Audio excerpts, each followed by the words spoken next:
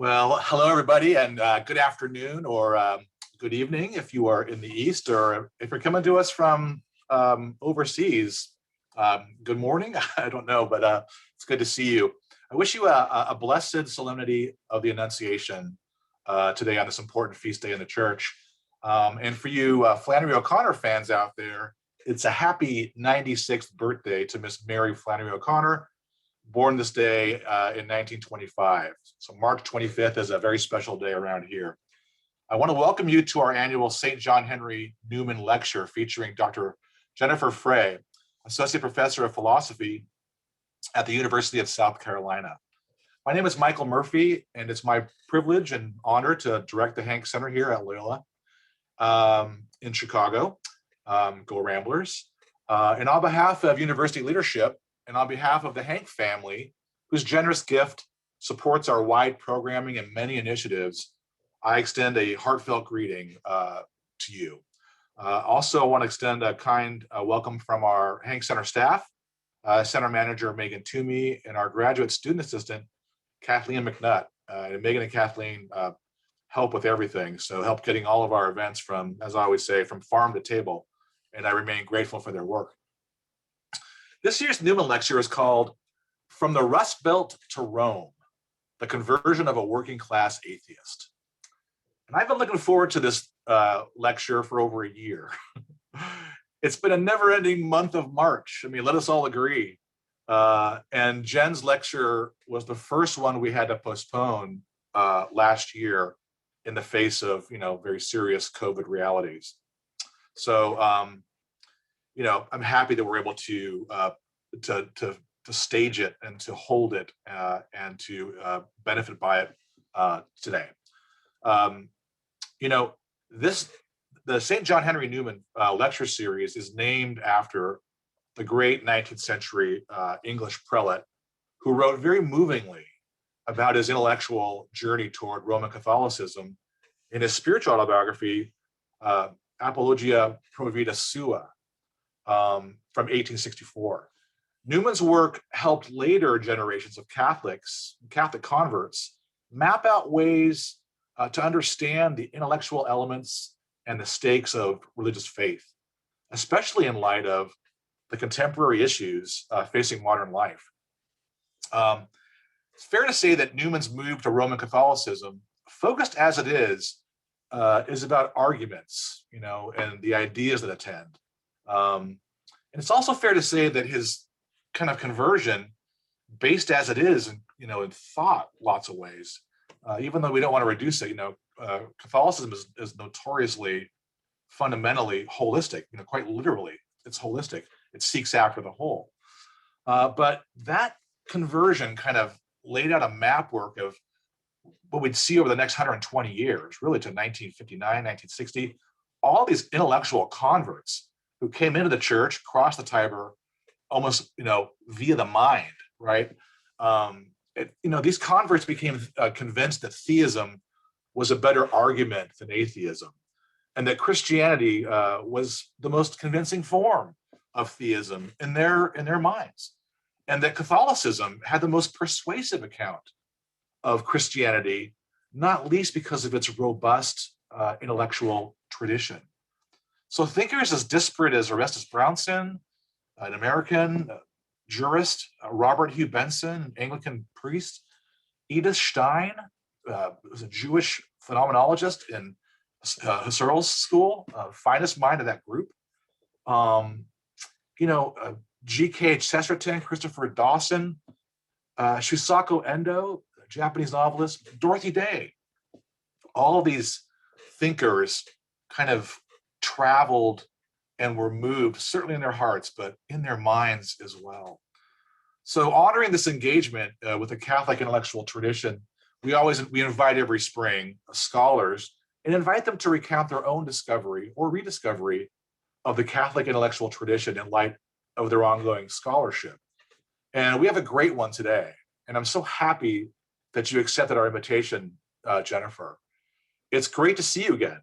And welcome back to Chicago, as we are all here in our digital outposts. Before you begin, Jen, just let me read your bio. and give a little background for Q&A. So honoring this engagement, as I said, comes with some housekeeping. And so we saw the welcome slide. We have an event, our much anticipated Cardinal Bernardine Common Cause Lecture featuring Cardinal Joseph Tobin, and an event with graduate students. It's going to be quite good. And then we have, actually, we're going to throw one in as well. We're doing something with RISE, Refugees in Schools Everywhere. And that's going to be an undergraduate event. So if you want to observe what's happening here at Loyola with students, tune in. That's April 22nd, 23rd, and then May 4th for Cardinal Tobin. Today, we have a webinar. So that means we have to use Q&A, that feature on your Zoom bar, for any comment, question that you might have. And I always encourage people, just if you think it, write it down and ask it. I will be logging them, and then we can fire them back at Dr. Frey after she gives her lecture. Her lecture will last about 40 to 45 minutes. So with that, I just want to take some time to introduce Dr. Jennifer A. Frey, who is Associate Professor of Philosophy at the University of South Carolina and Fellow of the Institute for Human Ecology at the Catholic University of America. Prior to joining the philosophy faculty at USC, she was Collegiate Assistant Professor of Humanities at the University of Chicago, where she was a member of the Society of Fellows in the Liberal Arts and an affiliated faculty in the philosophy department. She earned her PhD in philosophy from the University of Pittsburgh and her BA in philosophy and medieval studies with a classics minor at Indiana University in Bloomington, Indiana. Dr. Frey has published widely on action, virtue, practical reason, and metaethics. And she has recently co-edited an interdisciplinary volume called Self-Transcendence and Virtue, Perspectives from Philosophy, Theology, and Psychology. That's on our recommended reading list, by the way, in the center. You can click on that tab and see it there. Dr. Frey's writing has been featured in First Things, Fair Forward, Image, Law and Liberty, Plow, The Point, and USA Today. Jennifer also runs the Virtue blog, where you can find her most excellent podcast, Sacred and Profane Love. I love that. There's so many great episodes there. Jennifer lives in Columbia, South Carolina, with her husband, 6 children, and 6 chickens. You can follow her on Twitter at Jen Frey. And so now, please welcome our 2020 and our 2021 St. John Henry Newman Lecture, From the Rust Belt to Rome, the Conversion of a Working Class Atheist. Welcome, Dr. Frey. The Zoom stage is yours. Okay, thanks so much. That was quite the introduction. So I'm super delighted to be with you. It's this evening here in South Carolina, and also to be delivering the Newman Lecture. I'm also a little bit terrified to be delivering the Newman Lecture, just because I feel like I don't belong in this great tradition of intellectuals that you were just referencing, but I'll do my best.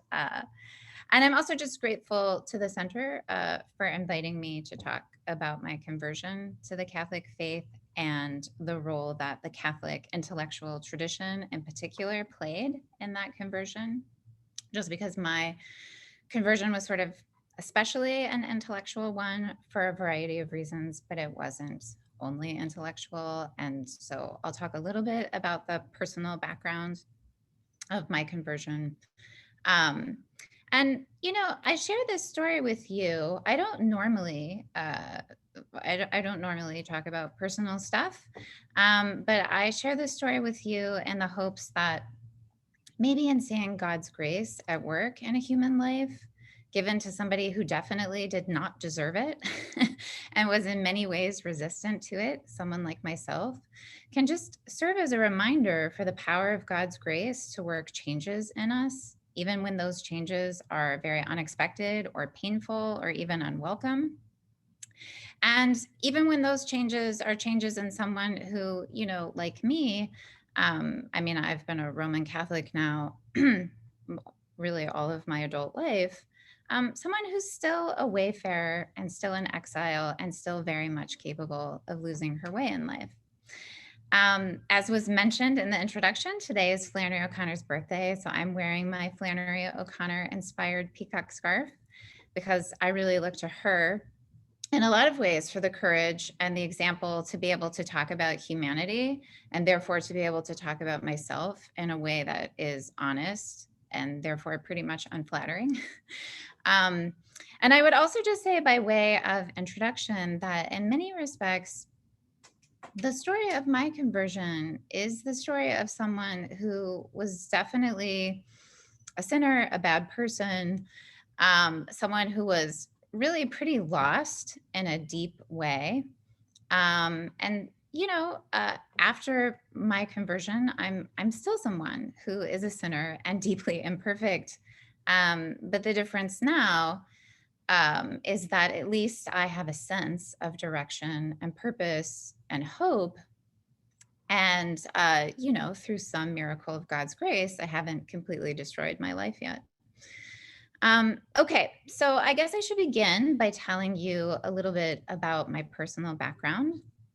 And I guess I would just start by saying that if you had told me at 18 that I would be a married Catholic philosopher with many children, I would have thought you were crazy or that you were trying to scare me. At 18, I really didn't know what philosophy was. I wasn't reading philosophy. I certainly did not aspire to marriage or motherhood or family life. Those were not things that seemed attractive or compelling to me. I thought those things were hopelessly bourgeois and boring. But also, at 18, I was a really firmly committed atheist. So the idea that I would become a Christian of any sort, I think would have been, pretty disappointing news to my younger self.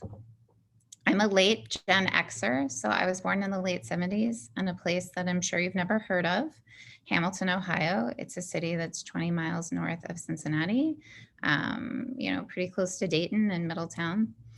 Hamilton, like a lot of cities in the Rust Belt, used to be a model of American prosperity, but now it's a rather disquieting and disturbing symbol of American decline and decay. So if you think about Hamilton, from about the mid 19th century until the time I was born, it was a manufacturing city with a really thriving immigrant culture, very diverse. When my parents were growing up, Hamilton was still a city where middle-class families really thrived, although its best days were already behind it, in part because the city made this decision in the 50s not to be connected to the interstate, which was sort of a decision made to preserve Hamilton's character, but I think that proved to be pretty fatal to its economic interests. By the time I was growing up, Hamilton was a place that was already in decline and kind of in the grips of obvious economic anxiety. So when I was growing up, all around me, I saw friends who were forced out of their homes because their fathers lost their jobs. There was always a lot of talk about various plants closing down.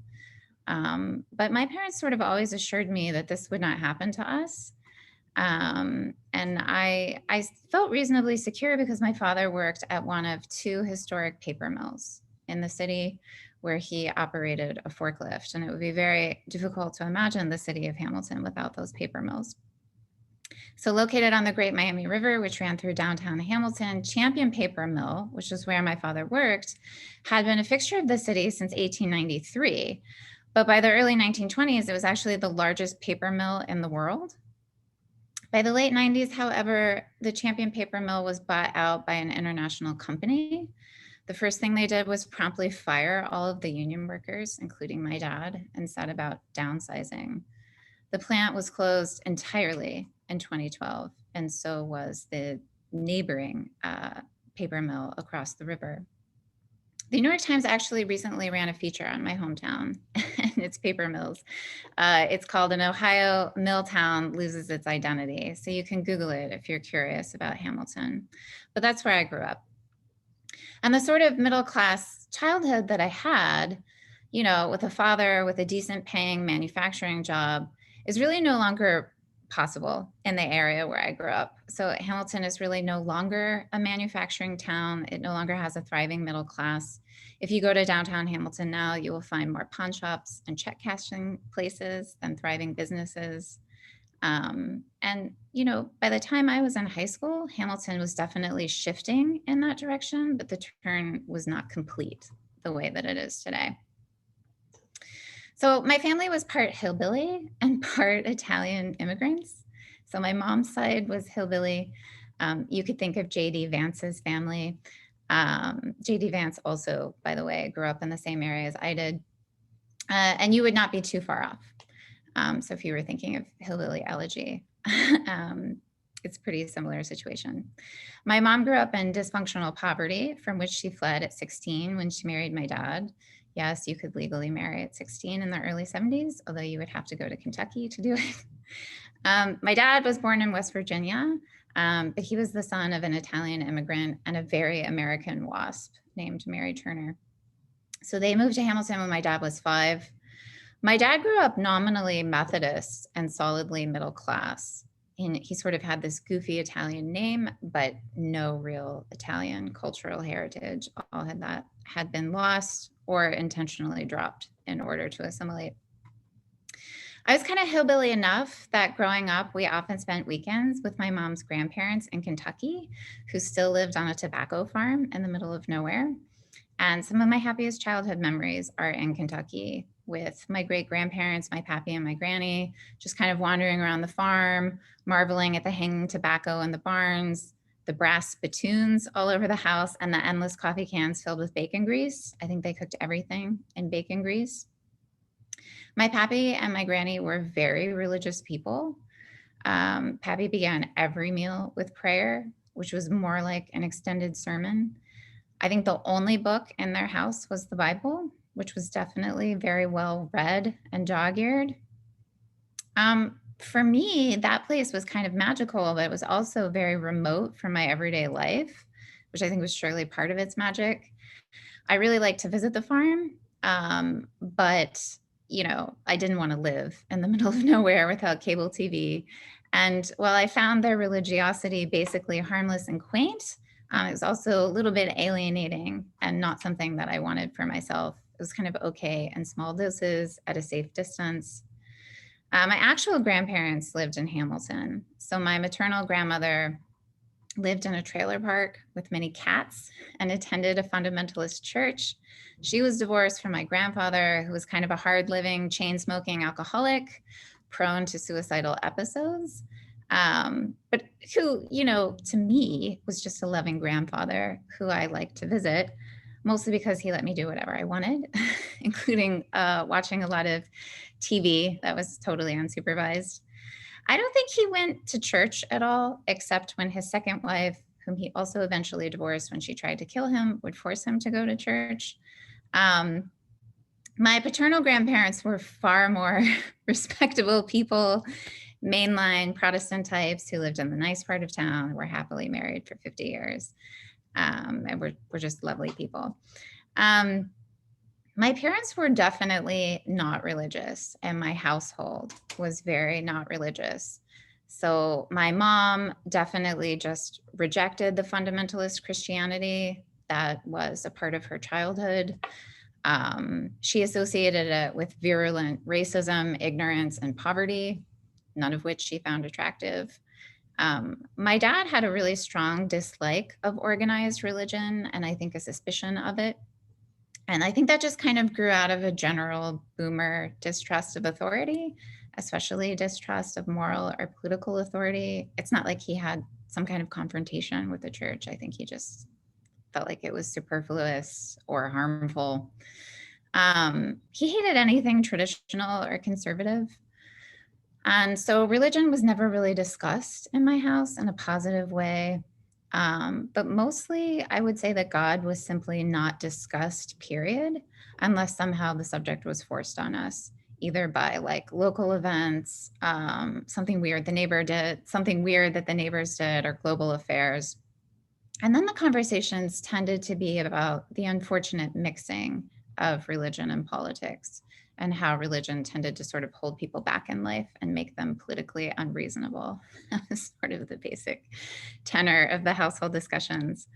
If there were any saints in my home, That is to say, folks who were generally admired and revered and untouchable, they were like Bruce Springsteen and FDR. There just wasn't any kind of religious touchstone. So it's a really secular, pretty liberal household that I grew up in. And obviously, like, really pretty much everyone around us was religious, mostly Protestant, although we did know some Jews and Catholics. And I definitely knew that it was strange that we didn't go to church or have a church or practice a faith. If I ever brought it up to my parents, like, hey, why don't we do that? They would just say, look, we don't do that, but it's fine that other people do it. It's really important to other people, or something like that, and just leave it at that. There was no like substantive theological engagement with the question. And every once in a while, my parents, especially my dad, would sort of let pretty anti-religious sentiments out. Usually this was in relation to politics. So like I mentioned, my parents were good liberals. They really strongly disliked religious conservatives in politics. And they especially disliked evangelical conservatives like Jerry Falwell, or really anyone associated with the moral majority. My parents didn't believe in the devil, but they definitely believed in evil. And for them, like, Ronald Reagan was evil. Some of my earliest memories are of my dad screaming at Ronald Reagan on the television. I wouldn't say that my parents, they weren't committed atheists, right? Like, they never sat us down and they were like, God is dead, and or something like this. But I think that as a kid, you might infer, and I did infer, that they did not particularly like Christianity, and that they were very, very hostile to any kind of fundamentalism, and, not so happy with the Bible in general. They were like horrified when our neighbors won the lottery. So our neighbors were like fundamentalist Christians, really nice, generous people that we talked to all the time and were very friendly with. But the wife won the lottery, but she refused to take the money because the pastor of their church told her that it was, gambling and a sin. And so for my dad, this was like the epitome of the unreasonableness of Christianity. So that memory sort of sticks out in my mind. I'm really not sure that I thought a whole lot about this as a kid. I mean, I think in a general way, I was glad that I didn't have religious obligations. I definitely did not give a single thought to the Catholic Church in particular. I don't really think I knew anything about it. I certainly would not have been able to identify the Pope or like know why he was important. And I think that was the case even in high school. Like, I don't think that any of this was really on my radar in any serious way. Yeah. So it's not that I was like a child atheist, because it's not like I considered the existence of God and rejected it for reasons. I just simply had the self-awareness that there was a range of common practices that we didn't participate in. These practices were all related to God and religion, prayer, going to church, reading the Bible. These were just things that we didn't do. And we didn't observe holidays in a religious way. So like, obviously we celebrated Easter and Christmas, but it was just all about Santa Claus and the Easter Bunny. And nothing more. There wasn't even like a Bible in our house growing up. And I think that was intentional. So I had a sense that I was different, but I also had the sense that it really didn't matter that much at the end of the day. It's not like we were socially ostracized because of our lack of faith as a family. And it's also not like other members of our family were making a huge deal out of it. There weren't aunts and uncles pulling me aside and being like, have you been saved? That wasn't happening. That would happen at school. But that was something that I learned to ignore from a very early age. So I think as a kid, I basically knew that religion was important to people, but it wasn't so important that there were like these massive consequences if you didn't buy into it and you didn't practice it yourself. Another thing that I guess is relevant to my own spiritual journey is that I was like a really bookish kid and I was a smart kid. So I began reading on my own at a really early age. And my favorite place for a long time was the Lane Public Library in downtown Hamilton, or just sitting at my desk in my room writing. So I also like to write a lot as a kid, and I wrote a lot as a kid, and I religiously kept a diary as a kid. And I liked writing stories. And I also, just based on like whatever tests they give you in the first grade, I was put into a gifted and learning program in my public school. And that program had very few students and a kind of like quirky experimental approach to learning, where I got to read like a lot of cool stuff and do a lot of cool stuff. And neither my parents nor my brother was bookish like this. So it was something that kind of set me apart from other people in my family. And I think my parents were glad because it kept me at home and it kept me out of trouble. But they also found it somewhat mysterious and weird. And they also didn't really know how to cultivate it in the right direction. And so while it's true that I cottoned on to some really great classical children's literature in the library, it's also true that I just read a ton of trash. So like B.C. Andrew novels and Sweet Valley High and a lot of Stephen King and stuff like that.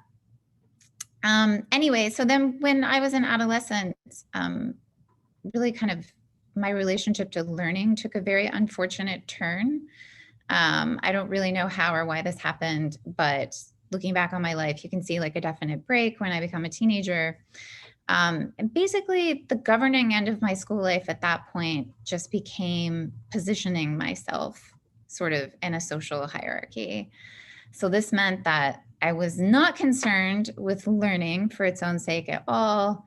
And I had given up on reading on my own. And I was really concerned with like being pretty and being popular and being accomplished in the very specific American Midwestern sense of like ticking all the boxes, you know, having all the relevant extracurricular activities and stuff like that.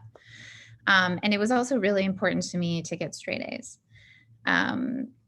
So learning just became a means to other ends. And at that point, insofar as I was reading literature, it was just for my literature classes, my English classes, and it was just for the sake of getting a good grade. I honestly don't remember anything I read in junior high. I don't remember any of it having like a huge impact on me. Although I do remember sort of like winning all of these academic awards, which sort of shows you what my headspace was, not the correct one. I also don't remember really enjoying any of my junior high classes. I just remember like hanging out with my friends and doing stuff that I wanted to be doing. So I think from the outside, I looked like a really exceptional student, a striver, an overachiever, someone who was like really smart, doing all the right things, getting the correct outcomes. But I think from the inside, looking back, I was definitely just a bit of a mess. And really deeply insecure about my status, like my social status in particular. And I think that made me pretty self-centered and petty. I was pretty obsessed with, really the wrong things, appearances, popularity. And I was popular, but I don't really think I had a lot of meaningful friendships. So I think looking back, I had a lot of what Aristotle would call pleasure or utility friendships, which are sort of the unstable kind that are nice, but aren't the sort of friendships that are at the heart of a good life. Yeah, and I would also say, just in a way that's kind of relevant, I think it was in junior high that I began to develop something like a class consciousness in a way that I hadn't before. So that is to say, it was really the first time in my life when I became really self-aware of where I lived, of what kind of cars my parents drove, what sort of jobs they had, what I was able to afford and not afford. It was really the first time that I started to be friends with rich people, at least rich by like Hamilton standards. So, not really rich, but rich to me. And it was the first time that I became aware of stuff like the fact that my parents weren't members of the country club that a lot of my new friends spent all of their summer lives inside of, that we didn't live in a really nice neighborhood, that it was perhaps strange that my father went to work in a flannel shirt and work boots rather than a suit and tie, or that he didn't have a college degree, or that my grandmother lived in a trailer park, and so on. And I really have no idea whether this realization was sort of like partly what explained a certain change in me, a certain kind of obsessive striving, I don't know that I was reflective enough at the time to really put two and two together. But it was also the case that it was around this time that I started, a pretty long-term relationship with the son of the wealthiest family in our town. And I think it was in that relationship that I began to become really self-aware of how socially inferior I was and how much I sort of had to prove myself, which for me in the end was a losing game. But I sort of like really didn't understand what I was getting into. And that relationship went on for like 3 years. So by the time it ended, I was in the middle of high school. And it didn't end very well for me personally.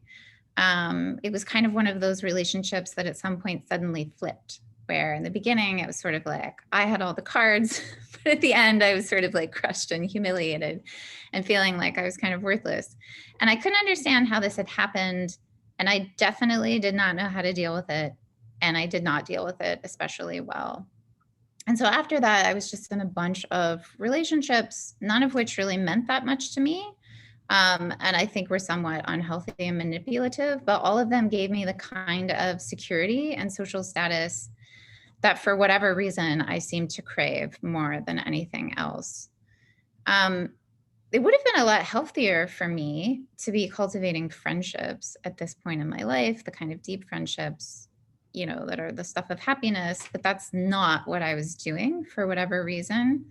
Again, I had lots of friends. I was very popular, very friendly with lots of people, but there was nobody that really knew me all that well at this point in my life. In high school, not even my boyfriends. Um, my one friend, at least the one person that I really loved, and the only high school friend that I actually still talk to, was sort of a closeted gay theater guy who was dance captain with me in show choir. Yes, I was in show choir, also musical theater, cheerleading, all this stuff. But honestly, like mostly with everyone else, we were just having fun, which in high school at the time was just in various kinds of hard partying and trying not to get caught with all of the illegal substances that we were all doing. Somehow I managed to remain out of trouble with all of that, but I was definitely doing a lot of really stupid, highly illegal stuff. So there was like a lot of fun, but of course, fun is really only going to get you so far. And at the end of the day, I think I was just a really like deeply unhappy person and someone who was fairly lost in a pretty deep way. So lost that I don't think I really knew that I was lost until it was like too late. And I think part of what was going on is that like I had no idea really what I was living for, because the things that were like ordering all of my practical reasoning, so like, I want to be successful along a certain measure. Like I was getting all of those things. I was succeeding on my own terms, except that I was still completely miserable. So that's disappointing, obviously. And this was like really the first time that I began to think about suicide in a really serious way. And I have to be honest with you, it was totally tempting to me. And that was something that at the time, somehow I didn't take very seriously until I actually attempted suicide, which obviously I failed at, and thank God for that. But it was kind of this moment where you're like, what am I doing? What is going on? I think looking back, it was probably obviously the case that I wanted it to fail, but it was very scary. It was not lost on me that the fact that I was willing to be that cavalier about my own life was probably a sign that something was like really wrong with me. And also because I knew that suicide was a part of our family history and our current family reality. So my grandfather was constantly on suicide watch, and my great grandfather, which is my pappy that I was talking about, he ended up killing himself my freshman year of college. So, and there were other people in my family, so I knew that was like a very serious, real thing. But at the same time, there were just moments at this time in my life when I just, you know, I didn't want to keep going. The whole thing sort of seemed pointless to me. And I would like to tell you that there was some kind of deep thought or some kind of existential choice that was behind all of that. But I think the truth is, I was just really unhappy. And that was a burden that I bore entirely alone because I didn't want to tell anyone about it. I didn't want to freak anyone out. I definitely didn't want my parents to know. So as far as everybody else knew, like I was fine. Obviously, I was not fine. And I think, it's hard for me to say, looking back, what was really going on with me, because I think at the time I was kind of profoundly inarticulate about whatever was wrong with me. Like I didn't know how to express it, and I didn't really know how to think about it or make any sense of it. And I think, there's a reasonable inclination that people have to look back on something like that and say, well, you were just depressed or you were mentally ill, or something like that. I'm not really sure that that was the case at all. And I'm not super attracted to that way of looking at it because it kind of takes away my agency and my free choice. And it just doesn't seem true to my experience. Like, I don't think I was mentally ill. I think I was just in the grip of a lot of disordered desires that were leading me to make choices that were objectively bad for me and making me miserable. And, I sort of lacked, I lacked key virtues that are necessary for a person to be happy. The preeminent one being hope. Like that just wasn't something that I had. And I don't think that, I don't think that any kind of therapy that my parents would have been able to get for me, and that at any rate, I definitely didn't want, would have helped me to have the kind of hope that I probably needed in life. So anyway, like I'm in high school, I just like desperately want to get out of Hamilton, just kind of like whatever it takes so I can be successful enough that I don't have to come back. But it's also the case that by the middle point of my senior year of high school, I started to get a lot more serious about studying. And this was like really good for me. So my grades continued to be nearly perfect. Like I graduated, at the top of my class. But the only class that I really loved in high school was English. So I really loved literature. And I really loved what I was reading in my literature classes. And it was like something that actually gave me pleasure and joy and that I wanted to do on my own. And I also started writing again, especially poetry. And I sort of like came to this realization that the only way I was going to be able to deal with myself again was through writing, right? And I sort of had this dream that like, maybe I could be a writer. Every time I write something, everybody says it's really good. Maybe I can be a writer. And then I started dating this guy who was in college. He went to Indiana University. He was studying literature and he was also writing a novel.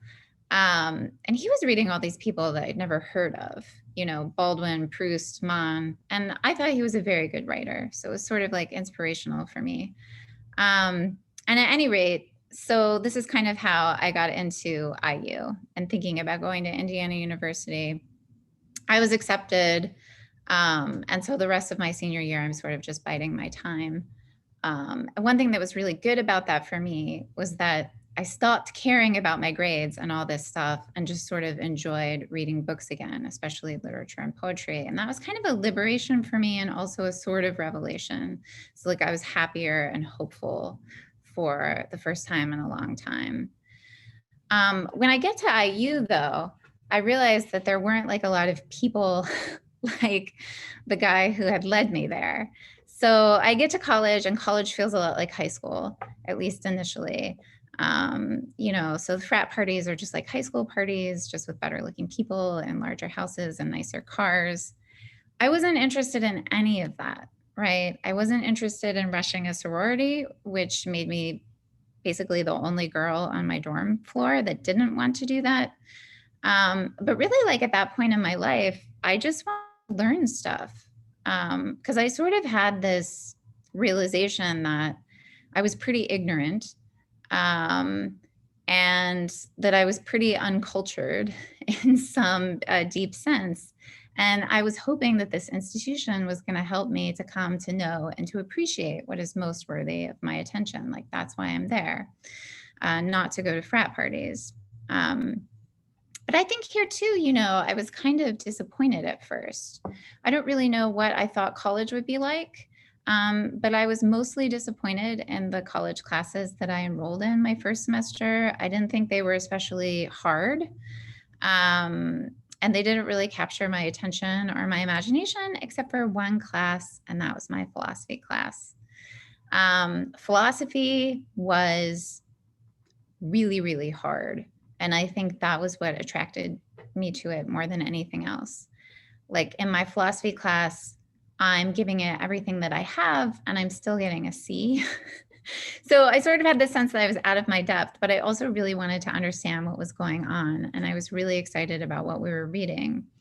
But another thing that was kind of a turning point for me was that my first philosophy professor made a huge impact on me. So this was a guy whose educational pedigree was sort of impeccable and intimidating. He went to Balliol College, Oxford, and then he got his PhD at Harvard. He was witty, he was intelligent, he was sophisticated, he was cosmopolitan. He seemed to know everything. But, and this was like the kicker, he was also super religious. So he was a religious Jew. He belonged to an Orthodox community. He kept kosher. He observed the Sabbath. He wore a yarmulke. He could read and speak Hebrew. And he seemed to devote a substantial amount of his leisure time to studying Torah.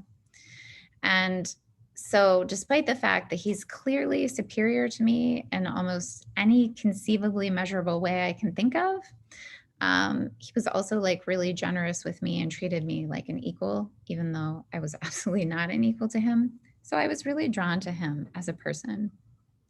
And I think what I was drawn to was the fact that he was simultaneously the most intelligent person I had ever met in my life and the most religiously serious person that I had ever met in my life. And I couldn't reconcile this, and I couldn't understand it, because I had convinced myself that the more educated a person becomes, the less religious they become, right?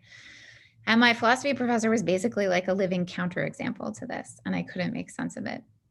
And I remember like going to his office when I first met him and being like, yeah, so like this Jewish stuff, it's like cultural for you, right? Like it's just an identity thing. And he was like, no, I mean, I believe in God. And anyway, I just couldn't understand it. But I bring it up because my respect and my admiration and my awe for my philosophy professor, I think, opened up a conceptual possibility for me for the first time in my life that I couldn't turn away from. And that possibility was that the religious life could be intellectually serious, and that having faith could be an intellectually serious posture in life. And, that I had a hard time with that, and I sat a long time with that, and I thought a lot about it. And then I also realized that most of the philosophers we were reading in the class were people of religious convictions.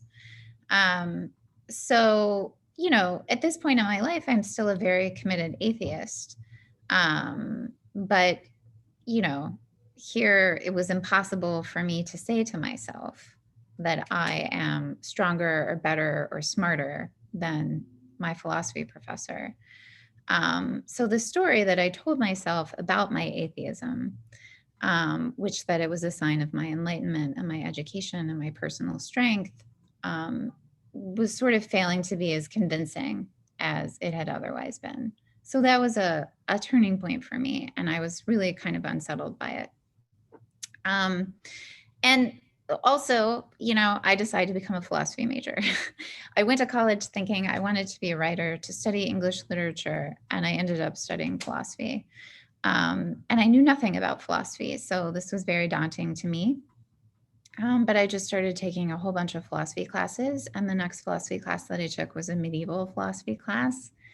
And yeah, so the texts that we were reading in that class were hugely impactful for me, then as a young person, but are still impactful for me now. So these are texts that I continue to teach and that I continue to think about and that I continue to find as rewarding now as I did then.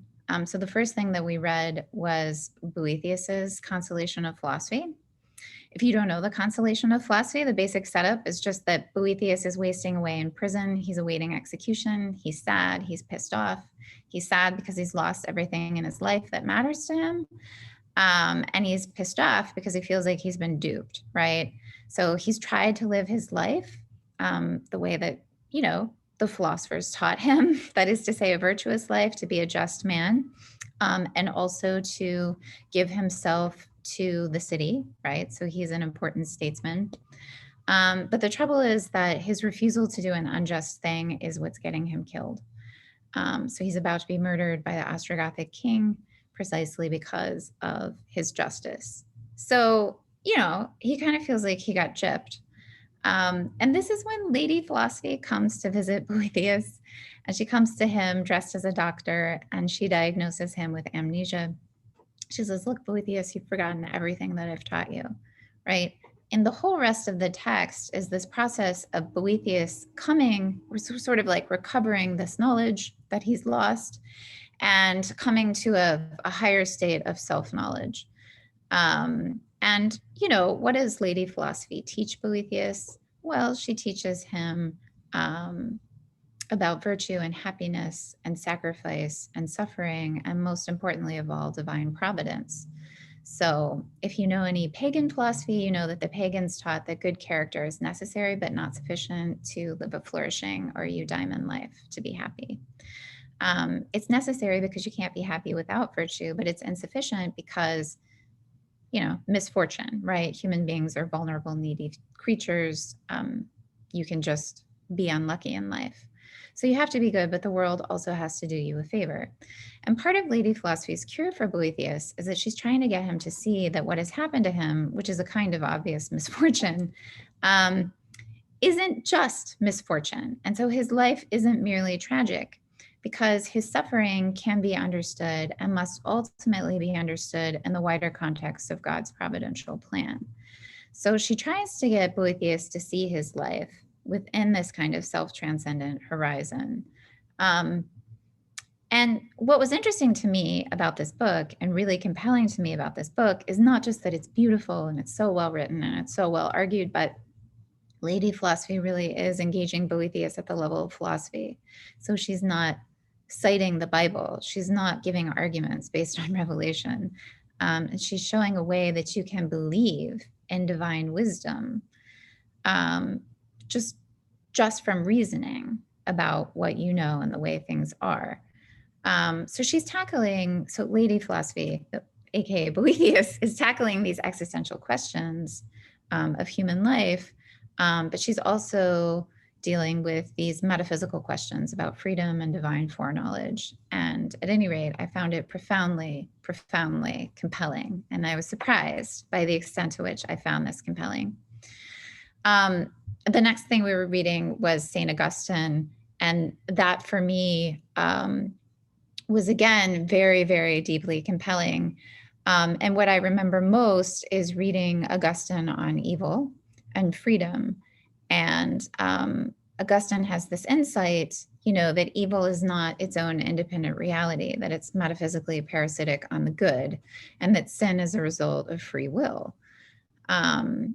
These are insights that at the time struck me as really profound, having many, many deep implications. But they also just seemed true to me, like it made sense. And so I thought, well, look, insofar as there's a philosophical or a logical problem of evil, like Augustine has solved that. So after Augustine, it was Aquinas. And this might sound weird, but I truly did fall in love with Aquinas, and I'm still in love with Aquinas. And the thing that was so incredible to me about Aquinas is that really, no matter what question you might have, whether the question was philosophical or theological, the question has not only occurred to Aquinas, but he's attempted some kind of good faith response to it. And so I was really astonished by his system, by, just the sheer magnitude of his intellect. And I also found, to a really large extent that it made sense to me, what he was saying. And really, I would say the thing that made the most sense to me and that was a revelation to me was Aquinas's thought that, the moral life is really about happiness, right? Like that's the reason that you have to be a good person. That what it means to be a good person is to live according to reason. But also that you can know through reason right from wrong, right? You don't have to have divine revelation. You don't have to read a book in moral philosophy, that it's given to us by the natural law. And that just living according to reason and being virtuous is a participation in God's eternal law. So that really just fulfilling your own potential as a human person is the same thing as what it means to be obedient to God in the most general sort of way and to cooperate with divine providence. This was like a revelation to me because it was a kind of reconciliation of rational self-determination on the one hand, which is an obvious human good, and obedience to God on another, right?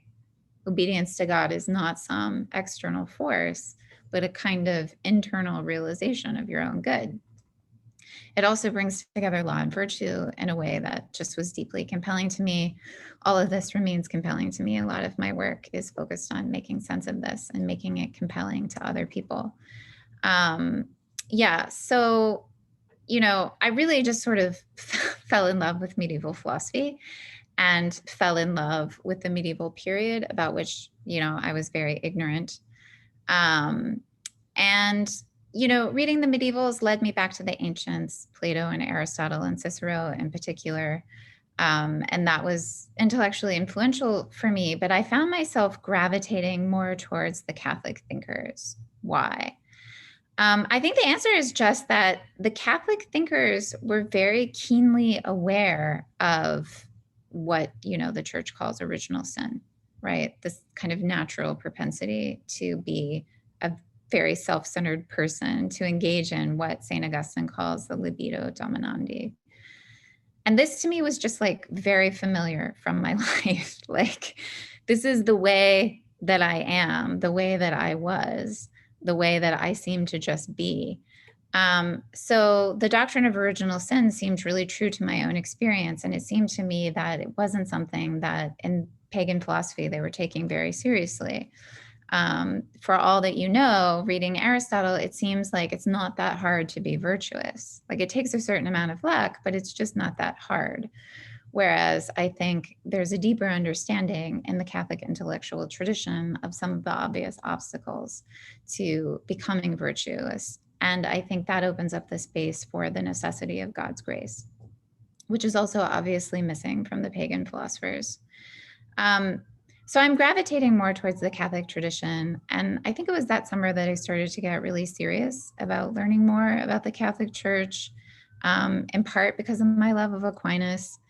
But it was like really daunting how little that I knew. So I started this syllabus for myself where, I wanted to learn the history of the church. I wanted to study the catechism. I wanted to know if the Protestant accusations were true, that medieval theology was very different from the practice of the early church. And so I started to study the patristics in a really serious way. And I think mostly what I learned from my study of the patristics was their emphasis on seemingly Catholic stuff like the Eucharist, and their theological and devotional approach to Mary as the Mother of God. So I think for me, the question was early on, not whether or not to become Christian, but whether or not to become Catholic. So that really was the question for me. And also because of my study of the patristics, like, I was trying to read and study the Bible in a serious way. And for the first time in my life, I really just read the New Testament. And it's really hard for me to convey how shocking it was for me to read the New Testament as a young adult. I just really was floored by the person of Jesus and what he was preaching. I don't think I ever really realized how radical his message was, and on some level, how crazy his message was. I think I had like this vague idea that, Jesus was a wise sage who's like, a good guy, but that doesn't really fit with the text very well, right? Like this guy either is who he says he is, like he either really is God incarnate, and he does what he says that he does, namely performs miracles, or he's like a crazy person or a con man or a cult leader, which seems bad. Like, seems like the kind of person you wouldn't admire. And that there's really not a middle position there. But like for me, the question is like, how do you know the difference, right? Is he a con man or is he the Christ? And I think eventually like the answer just came from reading about the lives of the saints, which is something that I also kind of threw myself into. So just like sort of looking at the lives of those people who decided to follow Christ and live a life in imitation of him. And I think what I came to see is that that kind of life is really beautiful and attractive and seems very good. And it doesn't seem possible that that would be the case if they were just following like a cult leader, and all of it was based on principles that were false. So yeah, I think I was attracted to the hypothesis that Jesus was who he said he was. So anyway, I'm like reading and studying and thinking about all this stuff. And like I'm inclined, towards Catholicism because it seems to be true. But like there's something that's like definitely holding me back. And I think that's just the difference between knowing that you can believe something, right? Namely that God exists or what the church teaches is true, and actually like loving God and understanding what it would mean to live in a way that is an expression of love of God. And for me, like that was a really big gap between intellect and practice. Like I could look at the Nicene Creed or the Apostles' Creed and say to myself, like, yeah, I could affirm that. But I really had no clue what it would mean to live that. And I felt very much like an outsider. So I kind of stalled out. And eventually I went to talk to a priest in Bloomington. And he sort of like really didn't know what to do with me at all. And he finally at some point was like, have you ever been to mass? Like, have you ever just gone to mass? And I'm like, no. So I did that. And it was sort of like helpful and not helpful, because I understood theologically what was happening in the mass, but I also was really turned away, one, by how sort of like ugly the church was, but also by how nonchalant everyone was. I just thought, well, if they really believed, that the sacrifice of the Mass is what, the church says that it is, like, why aren't they reverent? Why don't they seem to care? Why does it just seem like going through the motions? So it wasn't that helpful to me to go to Mass. So I'm like in this weird place where like intellectually I'm on board, but I don't yet want to convert. I have no idea how long I was in this state. It felt like forever. It could have been a few days. It could have been a few months. I really don't remember. But I can tell you that what finally moved me from sitting on the fence to actually joining RCIA at a local parish was a moment when I was reading or probably rereading Augustine's Confessions. And I wish I could tell you that there was like a certain passage burned forever in my memory. But I would be lying. I don't remember what exactly I was reading, other than that I was definitely reading the Confessions. And it was sort of late one night, and I just all of a sudden felt this deep sense, this kind of overwhelming sense that the decision had been made for me. That is like, I just felt this overwhelming sense of certainty that I would just have to get baptized as soon as I could. And that all that I needed to do was to like be obedient to this decision. And I felt a kind of relief at this and a sense of happiness that was like really deep. It was like, okay, I'm just going to do this.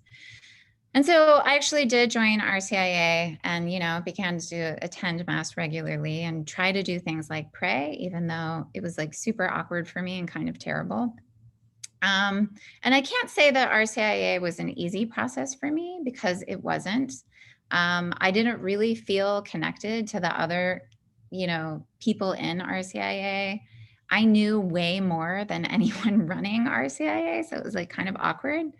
But look, I went ahead and I was baptized.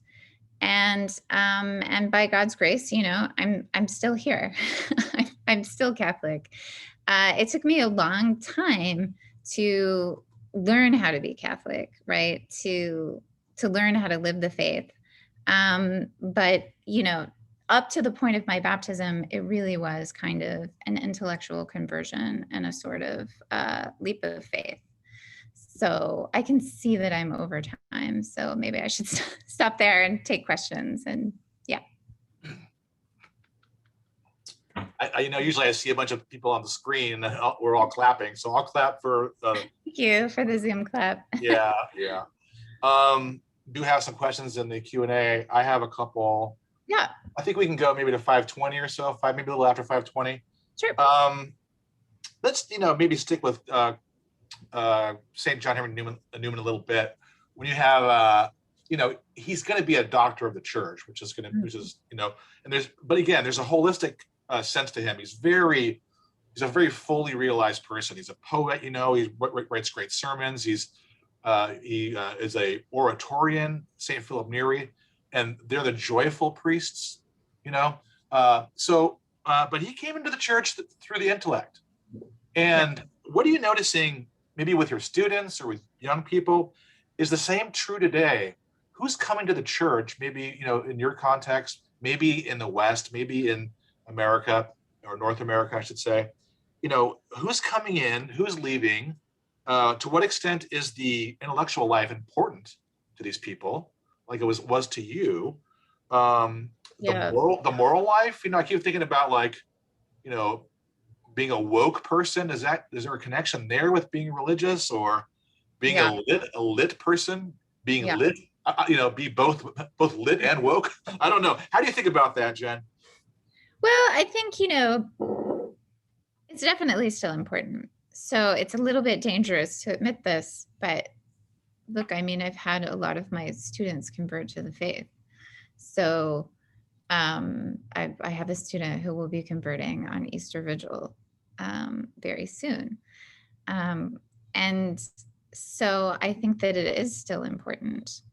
And, I have this literature and philosophy podcast, which brings me a lot of happiness. And I get emails all the time from people being like, just they want to talk about whatever the books were of an episode. But I get so many emails that say, I was converted by reading David Foster Wallace. Just this really unexpected stuff. And it just resonates so deeply with me, because I know what it's like to have love of learning all of a sudden get taken up into love of God in a really unexpected and unsettling way that you don't know what to do with. Because for me anyway, becoming Catholic was not a natural thing.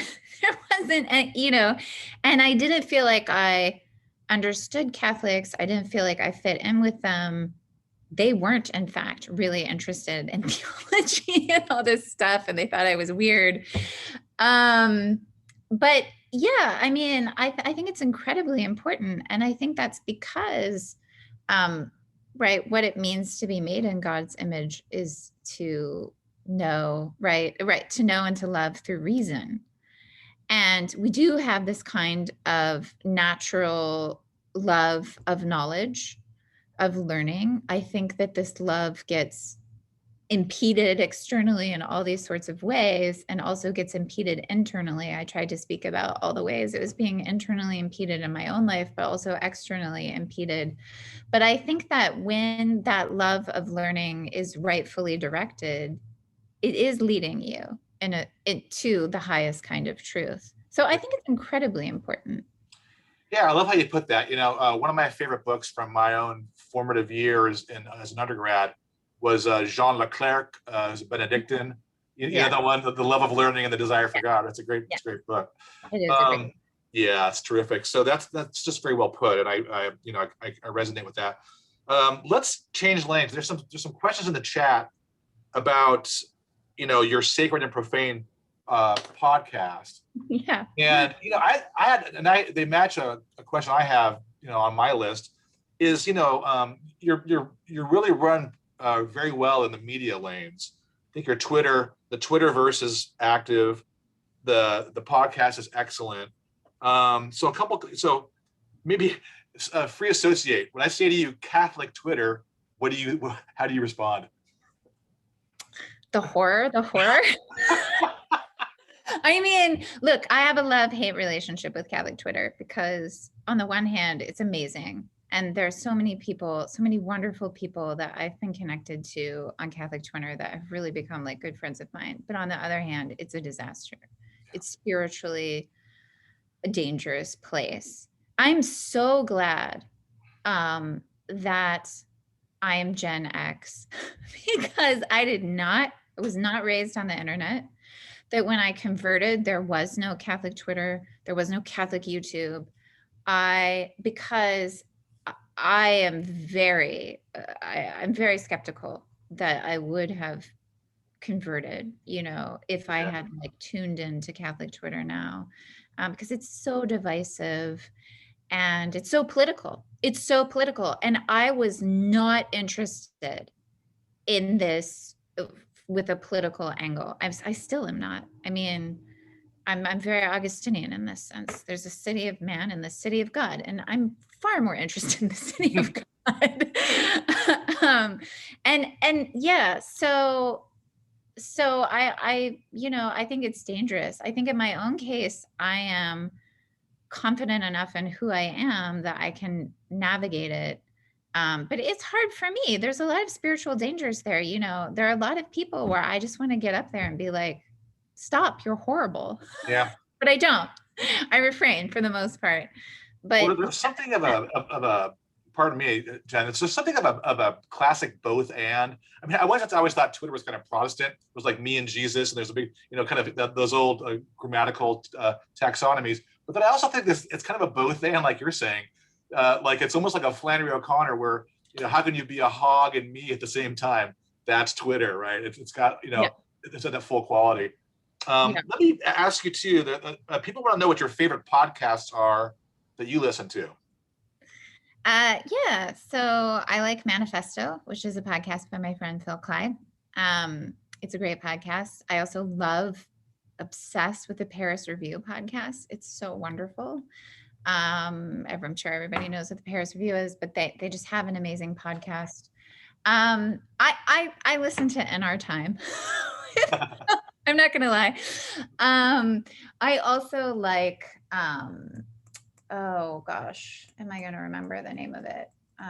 There's this history podcast. This name is escaping me. I'm sorry. No anyway, I really like history podcasts, and this one is a long form history podcast where like you'll have 30 episodes on you know, the Peloponnesian War or something. Oh, that's great. Yeah, I love it. Yeah, sounds wonderful. Well, maybe you can share it and I can put it in our we have a little aftermath text here, but here's a couple more from some friends of ours in the participation. We have a lot of questions, Jen, so I think maybe we'll go to 5:25, so 8 minutes. Okay, sure. Thank you. David Paz asks, how would you, the Catholic mom that you are, talk to the teenage atheist you were at 18? I mean, honestly, I think I would just try to love her because she was so messed up and she hated herself a lot. And so I think I would just try to convince her, you know, that like you're lovable. And yeah, I think I would tell her like, you know, the things that you're most afraid of are the things that are going to make you the happiest. You know, so I was desperately afraid of being a mother and a wife, not attracted to it at all. And you know, those things have brought me so much happiness and stability.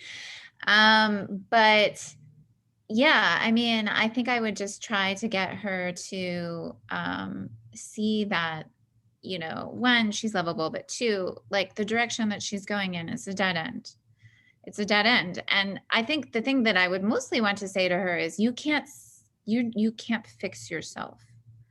Like, I know that you think you can, and I know that you'll keep trying because you're very stubborn, but you actually cannot fix yourself. And that, I think, and that you need God's grace. And until you see that, it's not going to get better. It's only going to get worse. Thank you. You know, I see that is a through line in your thinking, because you're locating things in a theological matrix more than maybe what a lot of people get for religion in the 21st century, 20th century, is that kind of maybe moral therapeutic deism. You know, so your language is not, even though I think you'd agree, or I presume, therapy is very important, but it's there's a difference between, you know, therapy and spirituality, even though there's some resonance. How do you think about that? I mean, I don't think spirituality was ever attractive to me. I think I was just too unhappy for that. In a way, you know, to be honest, I think my unhappiness was a gift. I know that's weird to say, but I think for me it was a gift because it was clarifying. And also it was clarifying in a lot of ways. But I think it just kind of shocked me into a certain direction, maybe. And I think, you know, there's an obvious danger in that. I think I just did an episode on David Foster Wallace, who's someone that I really love and admire, but of course, and who's someone who was very deeply unhappy. Very depressed. Who was going in that direction. Like you can see the shift, right? Where he's realizing, like, you know, this postmodern ironic posture is killing me, you know? But and it really is a tragedy that he did not, you know, he did not make it. I think had he survived, he probably would have come to be the sort of writer that I think he came to see he wanted to be. But you know, he was my age when he took his own life. Yeah, you know, definitely a DFW reader, and there's so many gifts he gives us that really so-called pop culture, but you know, he does the kind of a new sincerity he brings that's legitimate. He's also very serious intellectual because he waves the warning flag at Descartes, you know, and the kind of vivisection, cutting off your head from your body, you know, kind of, you know, the separation of reason from the whole being, you know, the ontology of David Foster Wallace. Okay, Eve Forrest asks, was there a time when you felt an intense joy that you had found or had been found by Catholicism? Did you have a feeling like, this is home for me? Gosh, that's such a good question. I don't know. If I did, it was not at my baptism. So I think at my baptism, you know, I was really convinced that I was doing the right thing, but I felt alienated. Like, I felt alienated and awkward at my baptism. And I think it's important, like, that I just be honest about that. And I think that a part of that was, you know, like I was being pushed in a direction that I think I was uneasy about. You know, I was scared still in a certain way, but I also just was convicted that it kind of had to be done. But I did not feel this kind of overwhelming joy at my baptism. I think now, and at many points in my life, I am so grateful that I'm Catholic. I mean, yeah, I'm so grateful that I'm Catholic because I'm pretty sure I'd be dead if I wasn't Catholic. But I don't know. I'm not like a super not a super joyful person.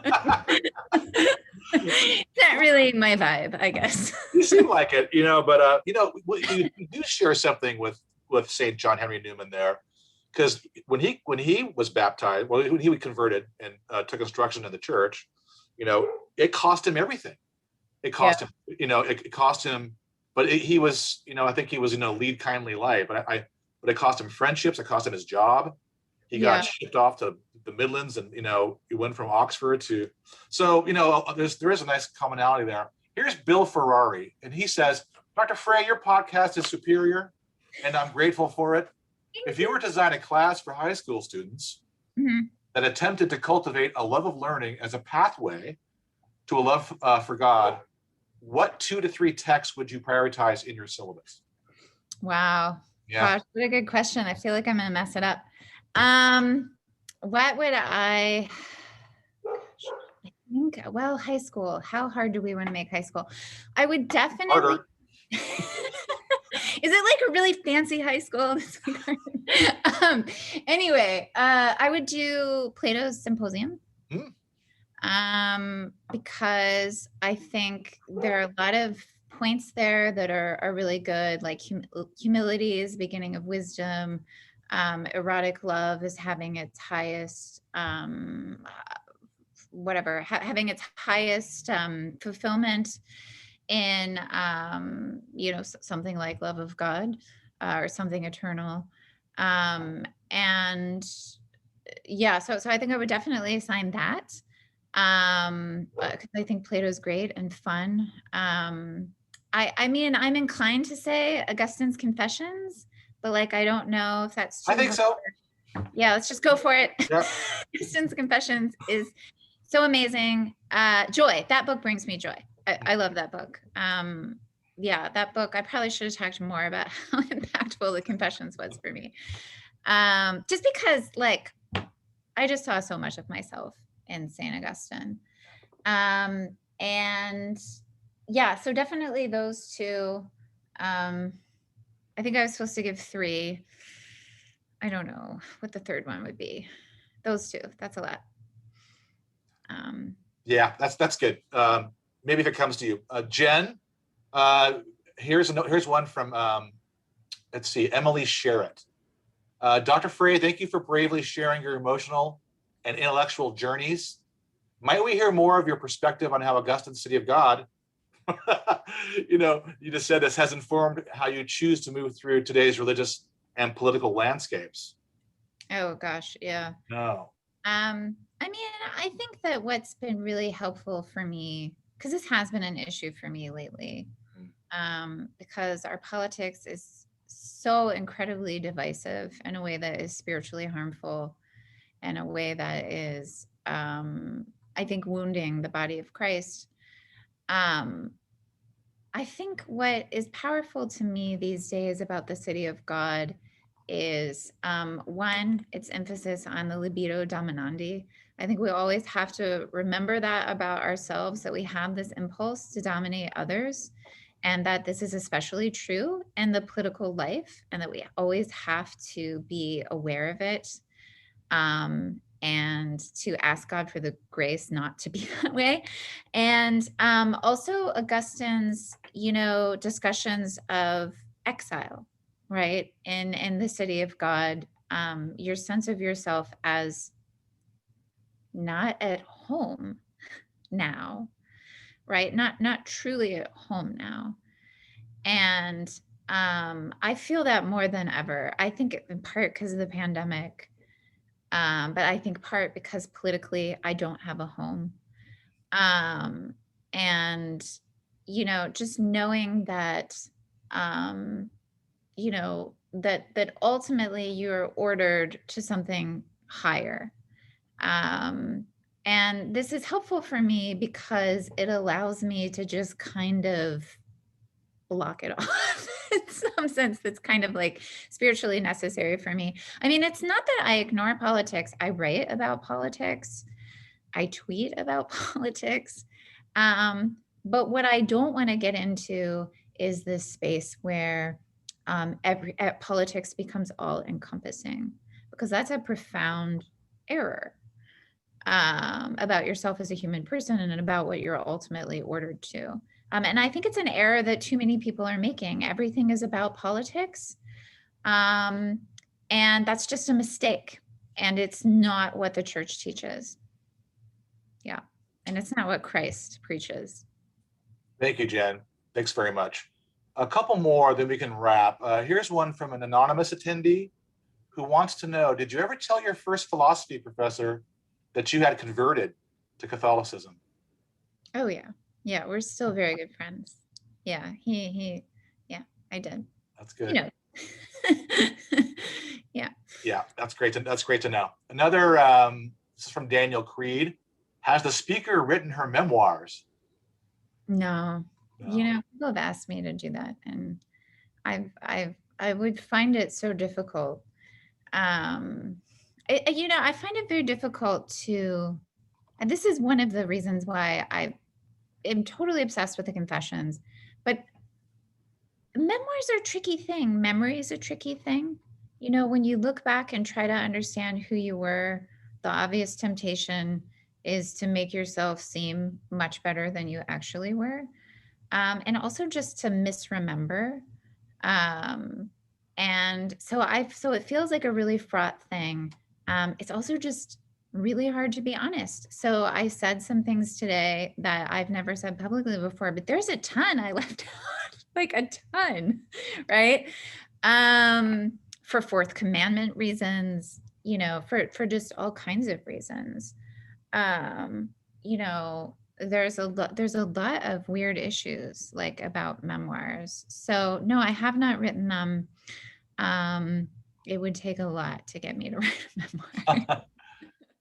You know, I lost a question here. It doesn't, it vanished, but I saw it for a quick second. The person wanted, it was a woman, and she wanted to just thank you for sharing your story so honestly. The courage, you know, just to be so honest with us. Thought that was nice. Robert Cambick says, terrific story, thanks. You are a true intellectual. I'm a very old man, a Catholic who has met many smart people in my life, and so I do name you as a true intellectual. I'm going to supper now. Peace. Thank you. Great. And then maybe one more. Let's see here. Thanks for saying thanks, Fritz Heinzen. Maybe two more. Just a quick one here, Jen. Greg Chrome asks, what facets of Catholic ritual or prayer are unattractive to you? Wow. I know. What is unattractive to me? That is a good question. I mean, I'm not sure that there's a particular facet that's super unattractive. I mean, there's some medieval forms of piety that I think are problematic. I don't know if that's what the question is getting at. I actually like most of it, even like the weirder stuff. I mean, I'll take an easier question. My favorite is adoration. Yeah. That's good. Okay, thanks. Last one. Father Brian Williams is a priest of the Holy Cross. Professor, you spoke much and well about what led you to desire Christ and to enter his church. Can you speak to how this life of faith has continued to mature and grow since your conversion? Have there been certain questions that have gripped you more than others since that moment? Wow. Yeah. I mean, that would be another talk. That's a great question. And I think it's a question that invites a comment that I wanted to make, but then realized I was over time. And so just stopped talking. But that is that, you know, when we think of conversion narratives, like we tend to think of this one climax where you just decided, like, I'm going to be baptized. And then that was the thing. But the thing is, you know, Augustine is correct that conversion is an ongoing thing, right? That all the time in your life, you're either converting or you're turning away. And my intellectual journey is absolutely ongoing. And so I would say that some of the problems that I was obsessed with as a young woman, I'm still obsessed with, and I still write about. But there's all this other stuff that wasn't even on my radar. And there are a lot of things, you know, when I became a Catholic, I did not accept all of the church's moral teachings. And I was told that that was okay, so long as I was cool with dogma, like that it was fine. And I did, in particular, I did not accept the church's teachings on sexual morality. That was something that would come to me later. And I just had a lot of things that I had to work through before I could accept that. And, you know, just, I don't know. I mean, the Catholic intellectual tradition is pretty much inexhaustible in a single lifetime. And right now I've taken a turn where I'm much more engaged in art and theology, you know, than I used to be, which is really great for me in a bunch of ways. Yeah, but it would be like a whole other talk to really answer that question. Sorry. It's a No, great no, question though. sorry, Jen. No, that's, I think that was wonderful. It's very candid. Yeah, theology and art, that's kind of my training, theological aesthetics. Um, That's where it's at. hey, all right. I think that's the sweet spot. I think so too. Okay, you know what? Thanks again for giving us the great gift of your story, your life, your honesty, your candor. Very nourishing, and I would just, I know that there's a round of applause happening from all your listeners, and I wish you a blessed Lenten season and a happy Easter when that time comes. So Jennifer Frey, thanks very much for being with us, and good night. Yeah, thanks for having me.